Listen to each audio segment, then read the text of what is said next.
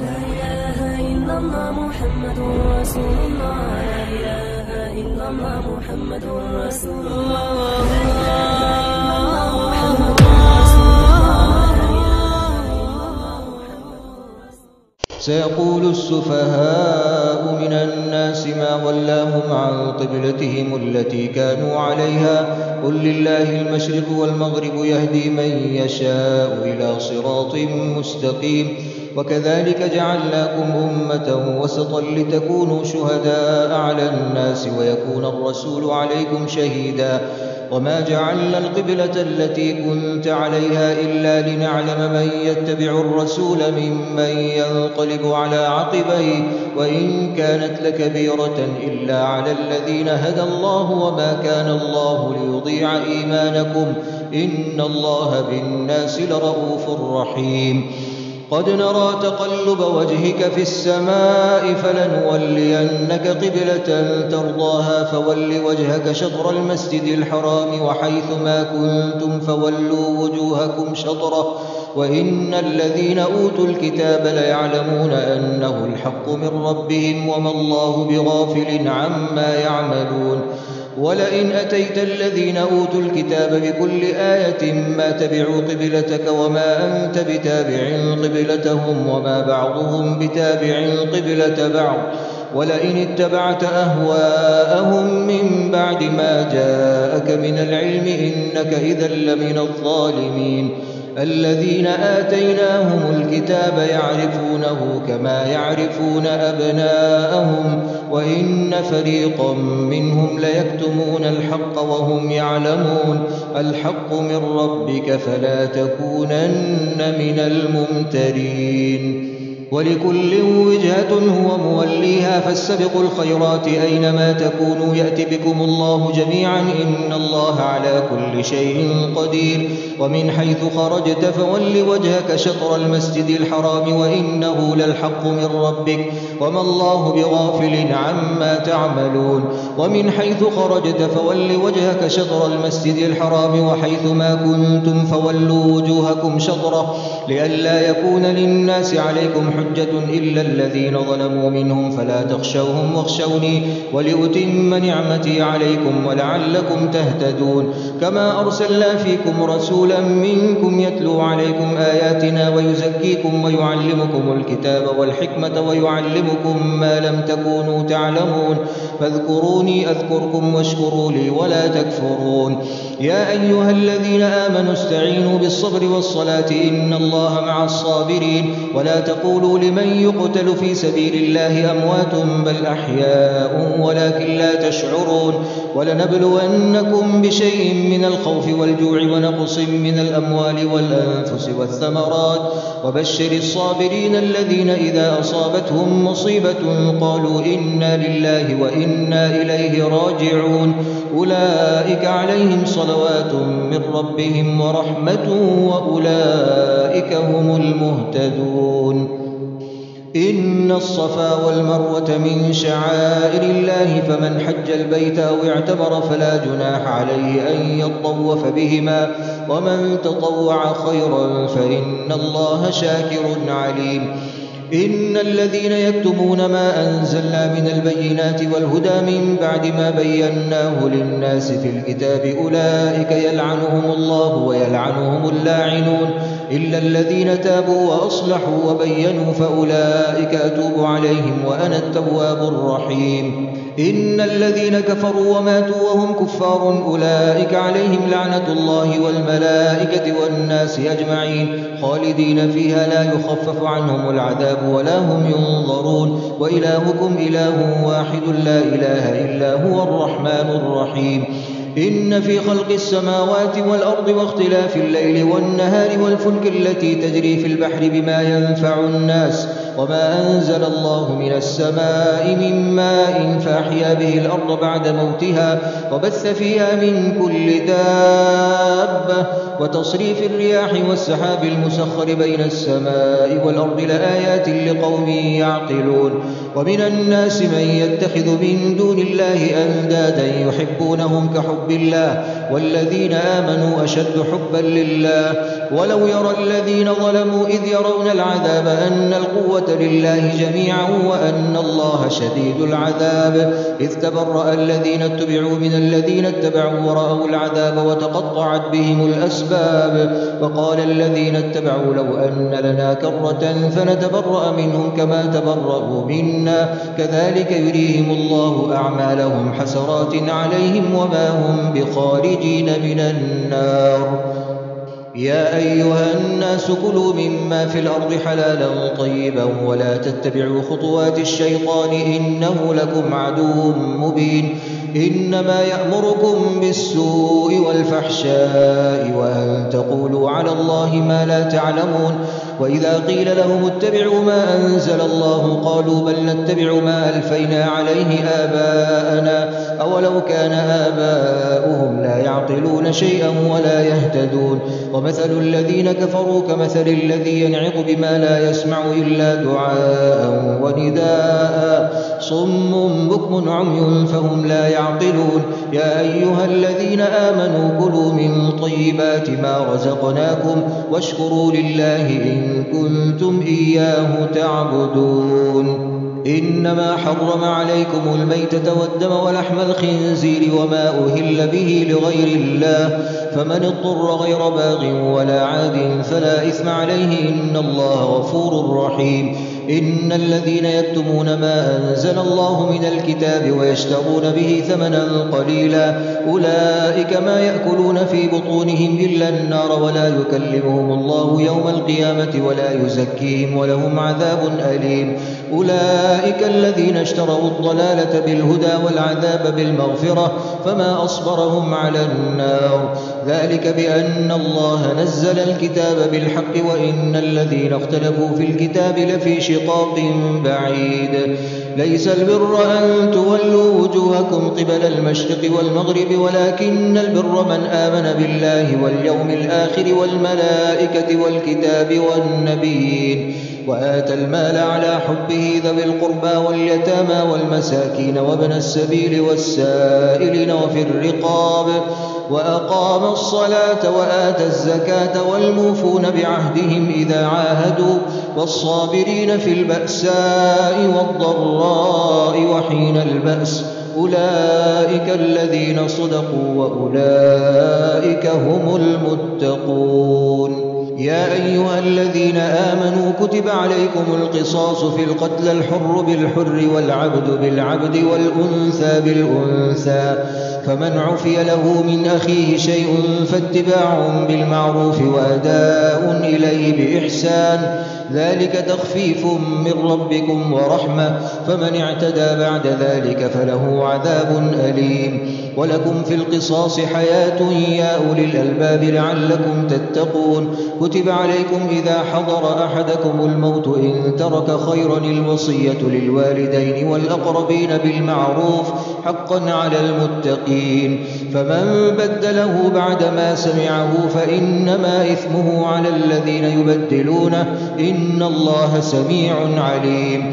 فمن خاف من موص جنفا أو إثما فأصلح بينهم فلا إثم عليه إن الله غفور رحيم. يا أيها الذين آمنوا كتب عليكم الصيام كما كتب على الذين من قبلكم لعلكم تتقون أياما معدودات فمن كان منكم مريضا أو على سفر فعدة من أيام أخر وعلى الذين يطيقونه فدية طعام مسكين فمن تطوع خيرا فهو خير له وأن تصوموا خير لكم إن كنتم تعلمون. شهر رمضان الذي أنزل فيه القرآن هدى للناس وبينات من الهدى والفرقان فمن شهد منكم الشهر فليصمه ومن كان مريضا أو على سفر فعدة من أيام أخر يريد الله بكم اليسر ولا يريد بكم العسر ولتكملوا العدة ولتكبروا الله على ما هداكم ولعلكم تشكرون. وإذا سألك عبادي عني فإني قريب أجيب دعوة الداعي إذا دعاني فليستجيبوا لي وليؤمنوا بي لعلهم يرشدون. أحل لكم ليلة الصيام الرفث إلى نسائكم هن لباس لكم وأنتم لباس لهن علم الله أنكم كنتم تختانون أنفسكم فتاب عليكم وعفى عنكم فالآن باشروهن وابتغوا ما كتب الله لكم وكلوا واشربوا حتى يتبين لكم الخيط الأبيض من الخيط الأسود من الفجر ثم أتموا الصيام إلى الليل ولا تباشروهن وأنتم عاكفون في المساجد تلك حدود الله فلا تقربوها كذلك يبين الله آياته للناس لعلهم يتقون. ولا تأكلوا أموالكم بينكم بالباطل وتدلوا بها إلى الحكام لتأكلوا فريقا من أموال الناس بالإثم وأنتم تعلمون. يسألونك عن الأهلة قل هي مواقيت للناس والحج وليس البر بأن تأتوا البيوت من ظهورها ولكن البر من اتقى وأتوا البيوت من أبوابها واتقوا الله لعلكم تفلحون. وقاتلوا في سبيل الله الذين يقاتلونكم ولا تعتدوا إن الله لا يحب المعتدين.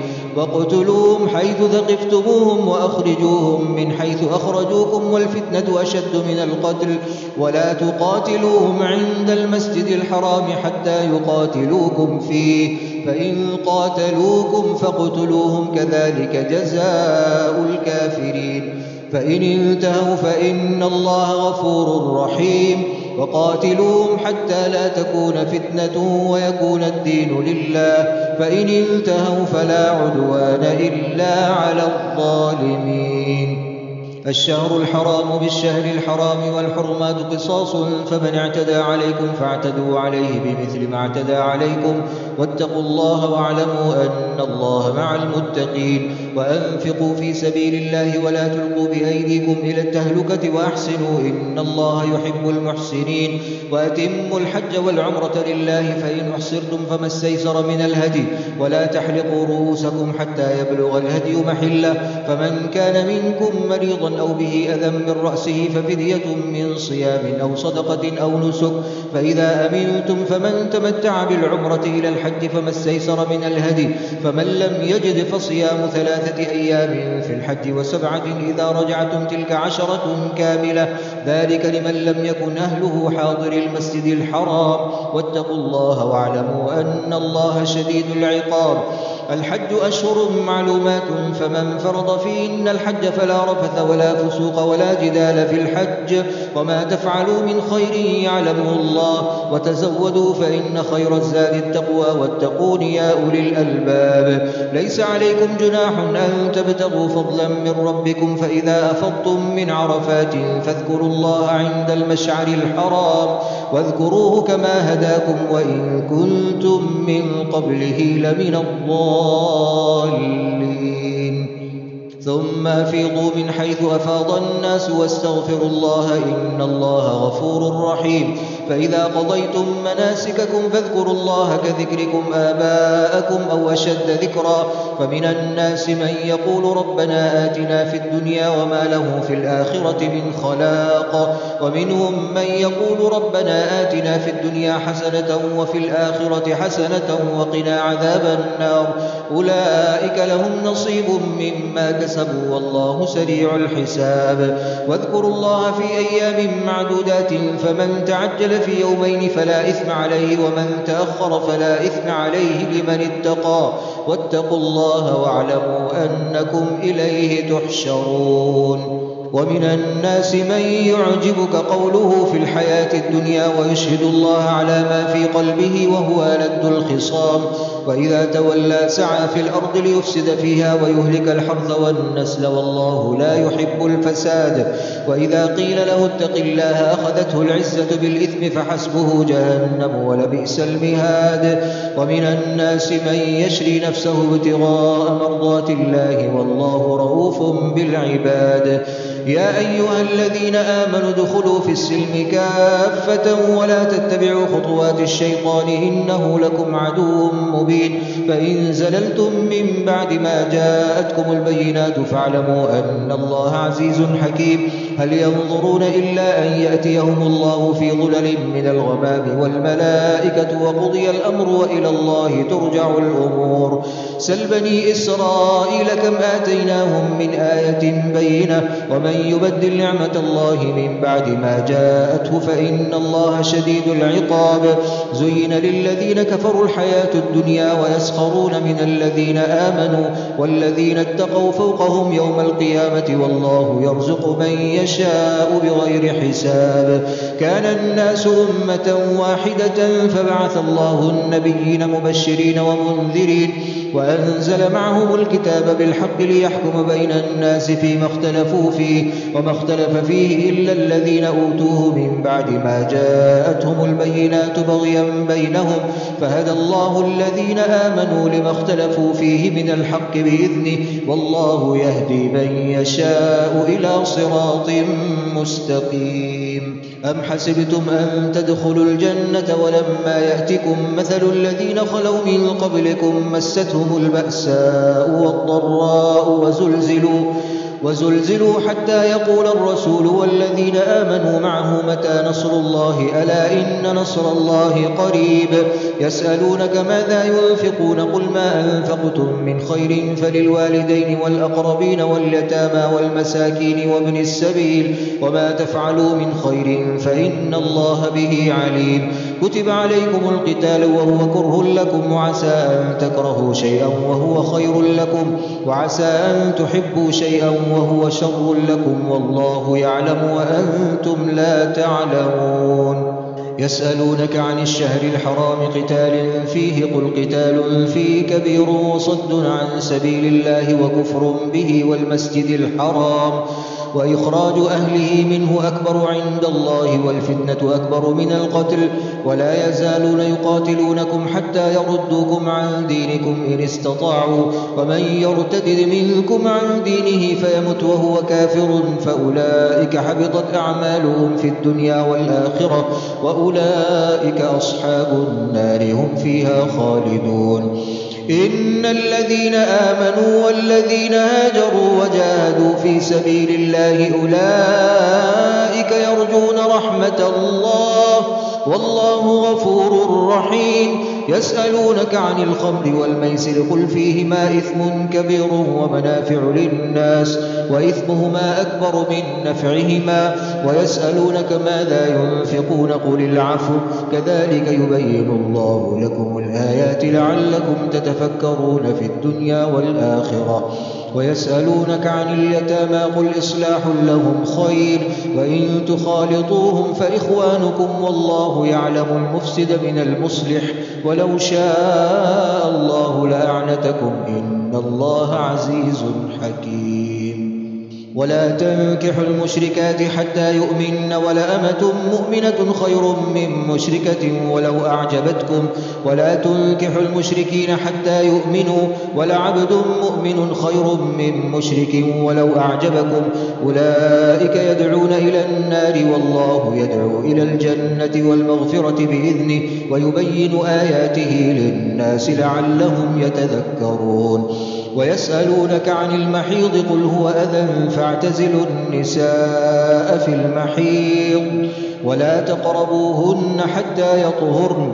فإذا تطهرن فأتوهن من حيث أمركم الله إن الله يحب التوابين ويحب المتطهرين نساؤكم حرث لكم فأتوا حرثكم أنى شئتم وقدموا لأنفسكم واتقوا الله واعلموا أنكم ملاقوه وبشر المؤمنين ولا تجعلوا الله عرضة لأيمانكم أن تبروا وتتقوا وتصلحوا بين الناس والله سميع عليم لا يؤاخذكم الله باللغو في أيمانكم ولكن يؤاخذكم بما كسبت قلوبكم والله غفور حليم للذين يؤلون من نسائهم تربص 4 أشهر فإن فاءوا فإن الله غفور رحيم وإن عزموا الطلاق فإن الله سميع عليم والمطلقات يتربصن بأنفسهن 3 قروء ولا يحل لهن أن يكتمن ما خلق الله في أرحامهن إن كن يؤمن بالله واليوم الآخر وبعولتهن أحق بردهن في ذلك إن أرادوا إصلاحا ولهن مثل الذي عليهن بالمعروف وللرجال عليهن درجة والله عزيز حكيم. الطلاق مرتان فإمساكم بمعروف أو تسريح بإحسان ولا يحل لكم أن تأخذوا مما آتيتموهن شيئا إلا أن يخافا ألا يقيما حدود الله فإن خفتم ألا يقيما حدود الله فلا جناح عليهما فيما افتدت به تلك حدود الله فلا تعتدوها ومن يتعد حدود الله فأولئك هم الظالمون. فإن طلقها فلا تحل له من بعد حتى تنكح زوجا غيره فإن طلقها فلا جناح عليهما أن يتراجعا إن ظنا أن يقيما حدود الله وتلك حدود الله يبينها لقوم يعلمون. وإذا طلقتم النساء فبلغن أجلهن فأمسكوهن بمعروف أو سرحوهن بمعروف ولا تمسكوهن ضرارا لتعتدوا ومن يفعل ذلك فقد ظلم نفسه ولا تتخذوا آيات الله هزوا واذكروا نعمة الله عليكم وما أنزل عليكم من الكتاب والحكمة يعظكم به واتقوا الله واعلموا أن الله بكل شيء عليم. وإذا طلقتم النساء فبلغن أجلهن فلا تعضلوهن أن ينكحن أزواجهن إذا تراضوا بينهم بالمعروف ذلك يوعظ به من كان منكم يؤمن بالله واليوم الآخر ذلكم أزكى لكم وأطهر والله يعلم وأنتم لا تعلمون. والوالدات يرضعن أولادهن حولين كاملين لمن أراد أن يتم الرضاعة وعلى المولود له رزقهن وكسوتهن بالمعروف لا تكلف نفس إلا وسعها لا تضار والدة بولدها ولا مولود له بولده وعلى الوارث مثل ذلك فإن أرادا فصالا عن تراض منهما وتشاور فلا جناح عليهما وإن أردتم أن تسترضعوا أولادكم فلا جناح عليكم إذا سلمتم ما آتيتم بالمعروف واتقوا الله واعلموا أن الله بما تعملون بصير. والذين يتوفون منكم ويذرون أزواجا يتربصن بأنفسهن 4 أشهر و10 فإذا بلغن أجلهن فلا جناح عليكم فيما فعلن في أنفسهن بالمعروف والله بما تعملون خبير. ولا جناح عليكم فيما عرضتم به من خطبة النساء أو أكننتم في أنفسكم علم الله أنكم ستذكرونهن ولكن لا تواعدوهن سرا إلا أن تقولوا قولا معروفا ولا تعزموا عقدة النكاح حتى يبلغ الكتاب أجله واعلموا أن الله يعلم ما في أنفسكم فاحذروه واعلموا أن الله غفور حليم. لا جناح عليكم إن طلقتم النساء ما لم تمسوهن أو تفرضوا لهن فريضة ومتعوهن على الموسع قدره وعلى المقتر قدره متاعا بالمعروف حقا على المحسنين. وإن طلقتموهن من قبل أن تمسوهن وقد فرضتم لهن فريضة فنصف ما فرضتم إلا أن يعفون أو يعفو الذي بيده عقدة النكاح وأن تعفوا أقرب للتقوى ولا تنسوا الفضل بينكم إن الله بما تعملون بصير. حافظوا على الصلوات والصلاة الوسطى وقوموا لله قانتين. فإن خفتم فرجالا أو ركبانا فإذا أمنتم فاذكروا الله كما علمكم ما لم تكونوا تعلمون. والذين يتوفون منكم ويذرون أزواجا وصية لأزواجهم متاعا إلى الحول غير إخراج فإن خرجن فلا جناح عليكم فيما فعلن في أنفسهن من معروف والله عزيز عزيز حكيم. وللمطلقات متاع بالمعروف حقا على المتقين. كذلك يبين الله لكم آياته لعلكم تعقلون. ألم تر إلى الذين خرجوا من ديارهم وهم ألوف حذر الموت فقال لهم الله موتوا ثم أحياهم إن الله لذو فضل على الناس ولكن أكثر الناس لا يشكرون. وقاتلوا في سبيل الله واعلموا أن الله سميع عليم. من ذا الذي يقرض الله قرضا حسنا فيضاعفه له أضعافا كثيرة والله يقبض ويبسط وإليه ترجعون. ألم تر إلى الملأ من بني إسرائيل من بعد موسى إذ قالوا لنبي له مبعث لنا ملكا نقاتل في سبيل الله قال هل عسيتم إن كتب عليكم القتال ألا تقاتلوا قالوا وما لنا ألا نقاتل في سبيل الله وقد أخرجنا من ديارنا وأبنائنا فلما كتب عليهم القتال تولوا إلا قليلا منهم والله عليم بالظالمين. وقال لهم نبيهم إن الله قد بعث لكم طالوت ملكا قالوا أنى يكون له الملك علينا ونحن أحق بالملك منه ولم يؤت سعة من المال قال إن الله اصطفاه عليكم وزاده بسطة في العلم والجسم والله يؤتي ملكه من يشاء والله واسع عليم. وقال لهم نبيهم إن آية ملكه أن يأتيكم التابوت فيه سكينة من ربكم وبقية مما ترك آل موسى وآل هارون تحمله الملائكة إن في ذلك لآية لكم إن كنتم مؤمنين. فلما فصل طالوت بالجنود قال إن الله مبتليكم بنهر فمن شرب منه فليس مني ومن لم يطعمه فإنه مني إلا من اغترف غرفة بيده فشربوا منه إلا قليلا منهم فلما جاوزه هو والذين آمنوا معه قالوا لا طاقة لنا اليوم بجالوت وجنوده قال الذين يظنون أنهم ملاقوا الله كم من فئة قليلة غلبت فئة كثيرة بإذن الله والله مع الصابرين. ولما برزوا لجالوت وجنوده قالوا ربنا أفرغ علينا صبرا وثبت أقدامنا وانصرنا على القوم الكافرين فهزموهم بإذن الله. وقتل داود جالوت وآتاه الله الملك والحكمة وعلمه مما يشاء ولولا دفع الله الناس بعضهم ببعض لفسدت الأرض ولكن الله ذو فضل على العالمين. تلك آيات الله نتلوها عليك بالحق وإنك لمن المرسلين.